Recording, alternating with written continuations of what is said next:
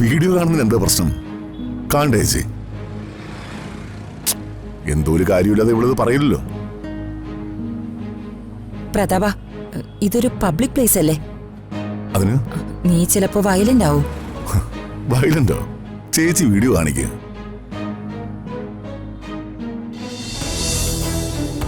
Sir, എനിക്കൊരു കാര്യം പറയാനുണ്ടായിരുന്നു. എന്തിനാടാ ഒരു മുഖവര? എന്ത് കാര്യം ഉണ്ടെങ്കിലും നിനക്ക് പറഞ്ഞൂടെ? നീ പറയാ. അല്ല സാർ, അത്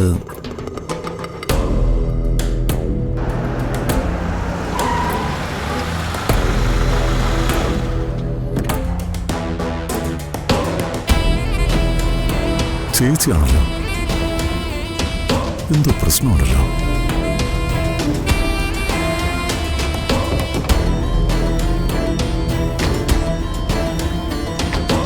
പ്രതാപ, എന്താ ചേച്ചി?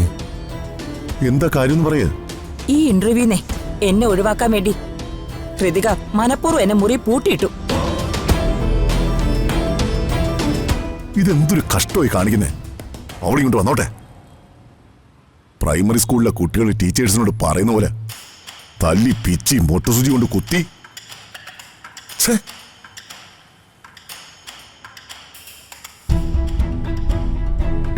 പവിത്ര സിസ്റ്ററല്ലേ ആ വരുന്നത്?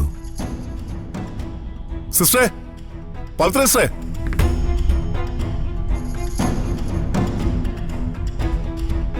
സിസ്റ്ററെ, സിസ്റ്ററെ, എന്താ വിളിച്ചാ? സാറോ? സാറെന്താ ഇവിടെ? ഞങ്ങൾ മറ്റൊരു കാര്യത്തിന് ഇതുവഴി പോവായിരുന്നു. അപ്പോഴാ ഓർക്കപ്പുറത്ത് സിസ്റ്ററെ കണ്ടത്. ഞാനും ചില കാര്യങ്ങൾക്ക് വേണ്ടി ടൗണിലേക്ക് ഒന്ന് ഇറങ്ങിയതാ. നിങ്ങളെന്താ സിസ്റ്ററെ കണ്ടൊന്നും മിണ്ടാ നിൽക്കുന്നത്? അല്ല, സിസ്റ്ററും പ്രതാപനും തമ്മിൽ സംസാരിക്കുകയല്ലേ, ഇടക്കേറി മിണ്ടാതിരുന്നതാ.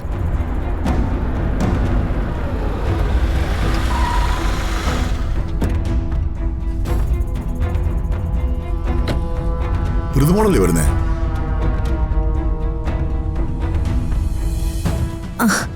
സിസ്റ്റർ ഇവിടെ വെച്ച് കണ്ടുമുട്ടിയോ? ഇപ്പോ എല്ലാവരും ഒരുമിച്ച് കണ്ടുമുട്ടിയല്ലോ. എന്നാ ആ കാര്യം ക്ലിയർ ചെയ്യാം.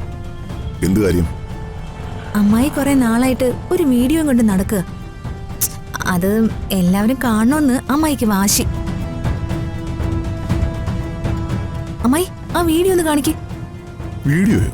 എന്ത് വീഡിയോ? അതൊരു ബോംബ് അല്ലേ അമ്മായി? ആ ബോംബ് ഇവിടെ വെച്ച് പൊട്ടിക്കാം. എല്ലാം ഒന്ന് കലങ്ങി തെളിയട്ടെ. എന്തായാലും ഇതിനൊരു അവസാനം വേണമല്ലോ. ആ വീഡിയോ ഒന്ന് കാണിക്കമ്മായി. വീഡിയോ കാണുന്നതിന് എന്താ പ്രശ്നം? കാണണ്ടേ ചേച്ചി? എന്തോ ഒരു കാര്യമില്ലാതെ ഇവളത് പറയില്ലല്ലോ. പ്രതാപ, ഇതൊരു പബ്ലിക് പ്ലേസ് അല്ലേ? അതിന് നീ ചിലപ്പോ വയലന്റ് ആവും. വയലന്റോ? ചേച്ചി വീഡിയോ കാണിക്കുക.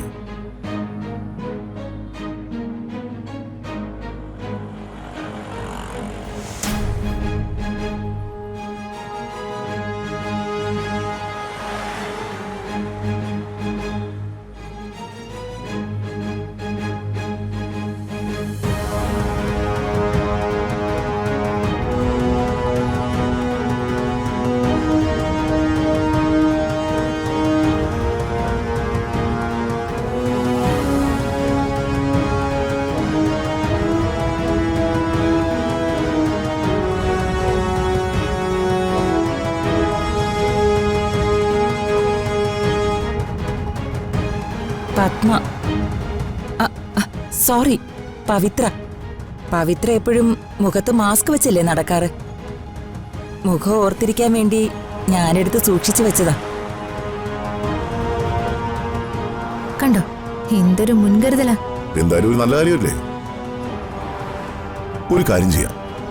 വിചാരിക്കാതെ കണ്ടുമുട്ടിയ പവിത്ര എന്ന സുഹൃത്തുമായി നമുക്ക് വീട്ടിലേക്ക് പോവാം. ഇന്റർവ്യൂ മറ്റൊരു ദിവസത്തേക്ക് മാറ്റി വെക്കാം. അത് വാ. അച്ഛൻ പോയിട്ട് വരാം.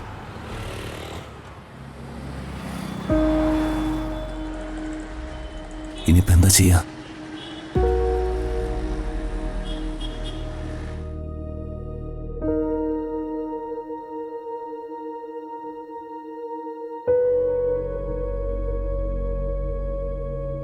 ദൈവമേ, ഈ വയ്യാവേലിയും കൊണ്ടാണല്ലോ ഇങ്ങനെയുള്ള വരവ്? പ്രതാപേട്ടനെ ഈ അംബിക ചതിക്കുകയാണല്ലോ. ആ യാമിനി, ഒരു ഗസ്റ്റ് ഉണ്ട്. അയ്യോ യാമിനി, ഞാൻ ഗസ്റ്റ് ഒന്നും അല്ല കേട്ടോ. എന്നെ അങ്ങനെയൊന്നും കാണണ്ട. ഞാൻ വെറും ഒരു വഴിയാത്രക്കാരി. അതെനിക്കിഷ്ടപ്പെട്ടു, വഴിയാത്രക്കാരി. പക്ഷേ പവിത്രയെ ഞങ്ങള് വഴിയാത്രക്കാരിയാക്കാനൊന്നും ഉദ്ദേശിച്ചിട്ടില്ല. ഞങ്ങൾക്ക് പവിത്ര ഞങ്ങളുടെ കുടുംബാംഗം തന്നെയാ. അല്ലേ ഋതികേ? ഞാൻ പല പ്രശ്നങ്ങൾ കൊണ്ടും വളരെ തകർന്നിരിക്കുന്ന ഒരു അവസ്ഥയിൽ വളരെ അവിചാരിതമായാണ് അത് കണ്ടത്. ആ ഡയറി, പവിത്രയുടെ ഡയറി.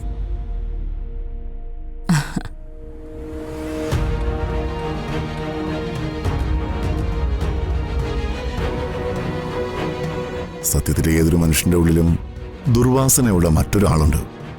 മനുഷ്യൻ ഒറ്റയ്ക്കാവുന്ന അവസ്ഥയിലാണ് ആ ദുർവാസനക്കാരൻ ഉണരുന്നത്. അത് സിസ്റ്റർ പവിത്രയുടെ ഡയറി തന്നെയാണെന്ന് അറിഞ്ഞു തന്നെയാണ് ഞാനത് വായിച്ചത്. അതിലെ പല വാചകങ്ങളും എനിക്ക് മൃതസഞ്ജീവനികളായിരുന്നു.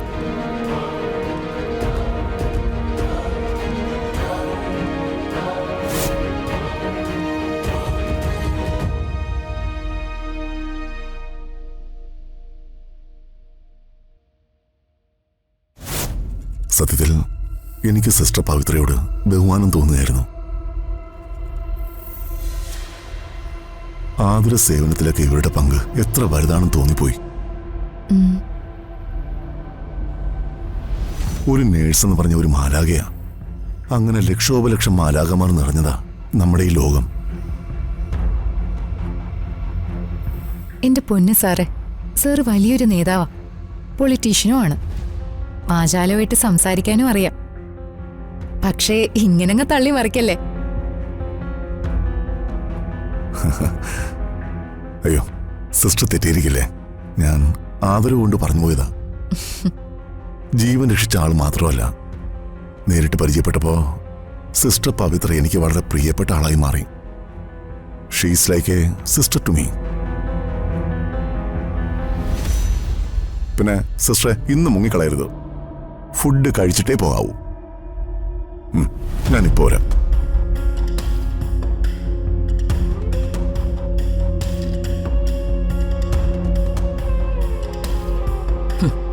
പ്രതാപൻ ഉണ്ടായിരുന്നതുകൊണ്ടേ ഞാൻ മിണ്ടാതിരുന്നതാ.